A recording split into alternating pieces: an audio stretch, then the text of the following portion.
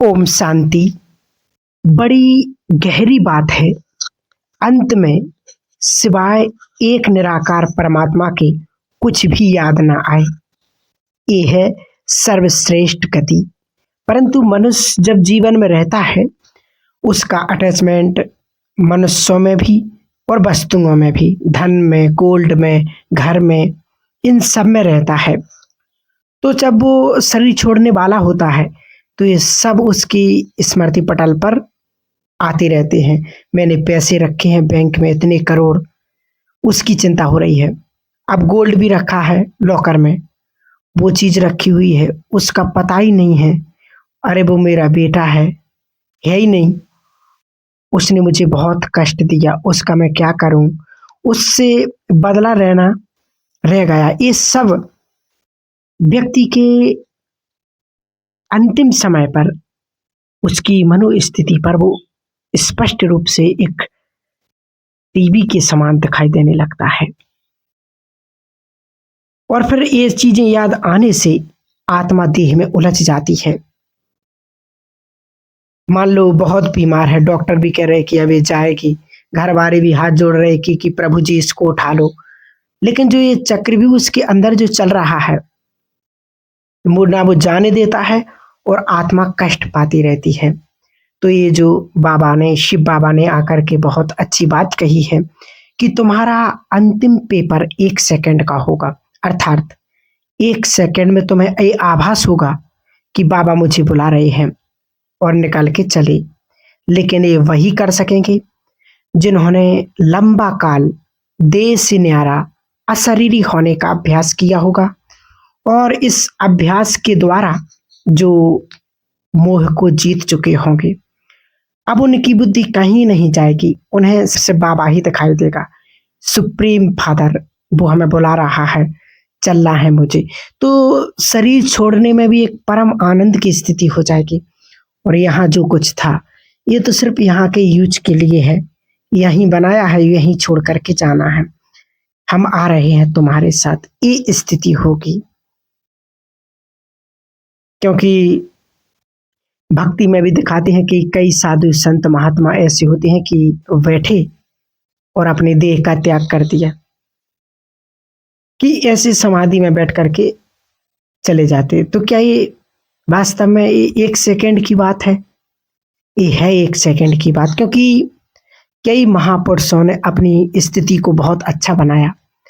देखिए, कार्य भी किया, जैसे स्वामी विवेकानंद ने भी बहुत अच्छे काम किए, परंतु निष्काम भाव से, तो वो कार्यों में उलझे नहीं। ये नहीं हुआ उनके मन में कि मेरे बाद कौन काम संभालेगा, है ये परमात्मा कार्य है, मैं नहीं रहूंगा तो कोई और करेगा। बहुत सारे मकान भी बनाए, आश्रम बनाए, उनसे बनाए और उनको डिटैच होकर के चले गए। तो इसलिए इन महापुरुषों की उनमें आसक्ति नहीं रही, वो 1 सेकंड में वापस चले गए। तो यही अंतमति सुगति की बात है। बाबा ने जो कहा है कि अंतिम समय में हमारी अंतमति सुगति कैसी होनी चाहिए। जैसे कई मन में भी सोचते कि जब प्राकृतिक आपदाएं आएंगी, प्रकृति के प्रकोप होंगे, तो क्या हम अपने रिलेटिव, हम अपने आसपास के लोगों को सुरक्षित कैसे कर सकेंगे। तो ये बहुत बड़ी गहरी बात है। ये वास्तव में प्रकृति के प्रकोप होंगे और आगे चलकर और होने वाले हैं, क्योंकि इस धरती का प्योरिफिकेशन होगा। जो नीचे का ऊपर और ऊपर का नीचे, सब कुछ उथल पुथल हो जाएगा। और मनुष्य ने जो प्रकृति के साथ खिलवाड़ की है, उसका रिटर्न उसे प्राप्त करना ही पड़ेगा, क्योंकि प्रकृति क्रोधित भी है और कुपित भी है। तो प्रकृति के प्रकोप तो होंगे, और इसमें बहुत लंबे काल के मनुष्य को अभ्यास करना चाहिए कि मैं आत्मा हूँ, ये देह नहीं हूँ। ये देह फिजिकल है और मैं आत्मा नॉन फिजिकल हूँ। मैं अनादि हूँ, अविनाशी हूँ, मैं तो कभी मरती ही नहीं हूँ। और दूसरा, इस चीज के लिए तैयार रहें कि मान लो जैसे धरती हिलने लगी, मकान डोलने लगे, तो ऐसे में जिन्होंने लंबे काल का योगिक्त रहने का अभ्यास किया होगा, वो योगयुक्त हो जाएंगे और इसको दूसरा शब्द कहते हैं, वो परम आत्मा से कंबाइंड हो जाएंगे, सर्वशक्तिवान से माना कि जुड़ जाएंगे और तब प्रकृति उन्हें संपूर्ण सहयोग देगी। वो और उनके आसपास जो लोग होंगे वो सुरक्षित हो जाएंगे।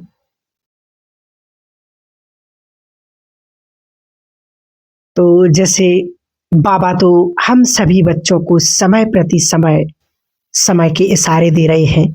जैसे आज की ही अव्यक्त मुरली 1 फरवरी की बाबा ने अपने महावाक्य उच्चारे हम बच्चों के लिए।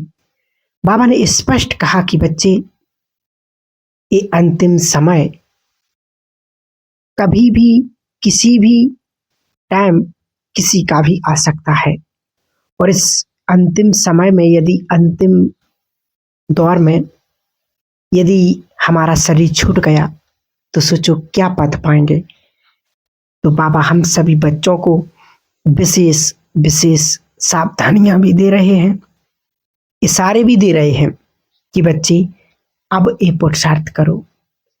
लेकिन बहुत आत्माएं हैं, भगवान के बच्चे भी, जो समय को उतना महत्व नहीं दे रहे हैं जितना वास्तव में समय का महत्व है, या जितना बाबा इसको फोर्स दे रहे हैं उतनी आत्माएं इसके महत्व से थोड़ी वंचित रहती हैं, इसलिए घंटे घंटे व्यस्त हो जाते हैं।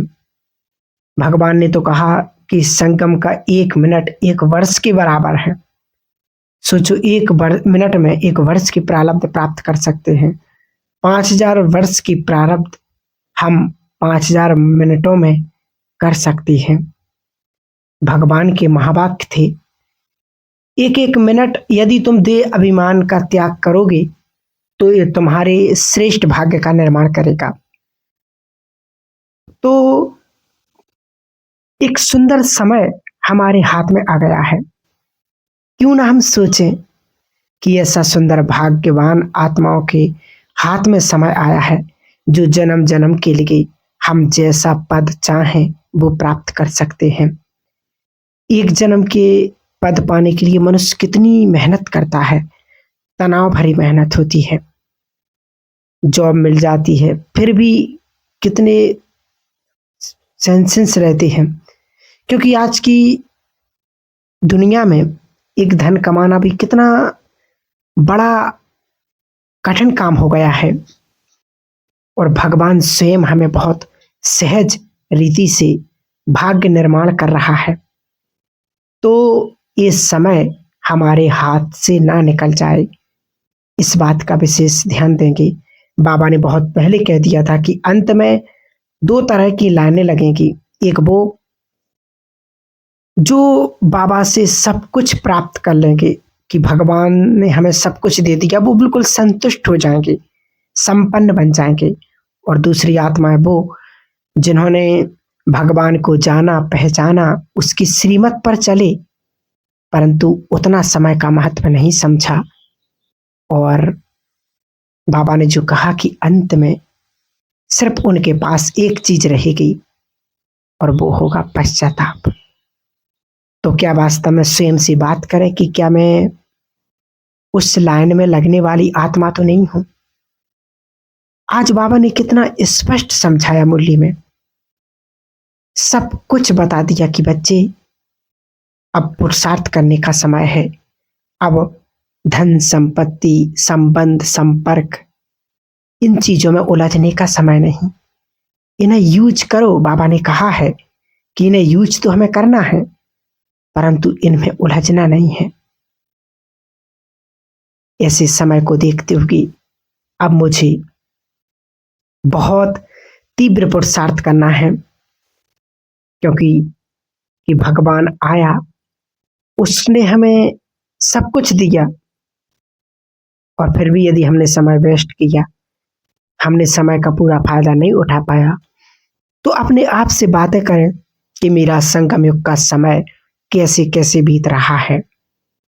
व्यर्थ में, उलझनों में, परेशानियों में, चिंताओं में, बिना मतलब की बातों में कैसे बीत रहा है इस सुंदर समय। कईयों के पास समय बहुत होता, लेकिन उन्हें यूज करने का संकल्प ही नहीं आता है। बिताते रहते ऐसे टाइम को, केवल सो करके नहीं, गपशप लगा करके नहीं, फोन पे लगे रह करके, इधर उधर की साइड, गंदे साइड जा करके कहते हैं टाइम पास कर रहे हैं। अरे वास्तव में यदि इस टाइम को पास करो भगवान से श्रेष्ठ प्राप्तियों में, तो कितना आनंद आ जाएगा। जन्म जन्म कभी भी असफलता का मोड़ नहीं देखना पड़ेगा। यदि इस समय हम परमात्मा से वो सर्व प्राप्तियां ले लेंगे, सब कुछ उससे प्राप्त कर लेंगे, सदा खुशियों से हमारा जीवन भरपूर रहे, जन्म जन्म 5000 वर्ष तक। ऐसा सुंदर बीज इस समय पर हम अपने अंदर डाल रहे हैं, तो क्या बीज डालना नहीं आता? अगर टाइम है तो उसे सफल करो, और यदि समय हमारे पास नहीं है, हम कोई बिजनेस करते, कोई काम धंधे, नौकरी आदि पर जाते हैं, तो जरूर कर्म में रह करके उसे याद करो, परंतु समय को हमें व्यर्थ नहीं गवाना है। ये समय की मांग है और ये समय की पुकार है सभी ब्राह्मण आत्माओं के लिए कि हम क्या पुरुषार्थ करें, क्या अपने आप से बातें करें। ये विशेष बाबा हम सभी बच्चों के लिए यही सावधानियां दे रहे हैं और यही इशारा दे रहे कि बच्चे अब समय को पहचान करके, समय को भांप करके कि इस संगम युग का समय कितना श्रेष्ठ है, कितना मूल्यवान है हम ब्राह्मण आत्माओं के लिए। वास्तव में 2026 का ये समय, ये काल चक्र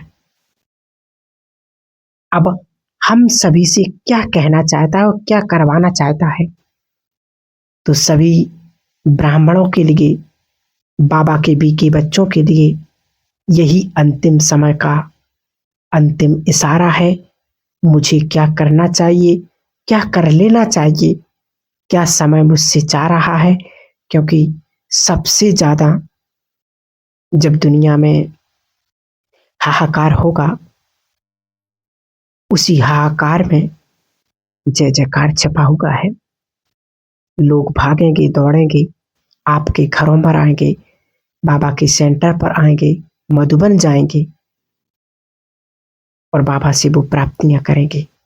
तो क्यों ना समय रहते हम वो प्राप्ति कर लें, ताकि हम सभी को भी अंतिम समय में पश्चाताप ना करना पड़े। विशेष इसी बात का सभी भाई बहनें ध्यान देंगे और अपने पुरुषार्थ को श्रेष्ठ सुंदर बनाएंगे।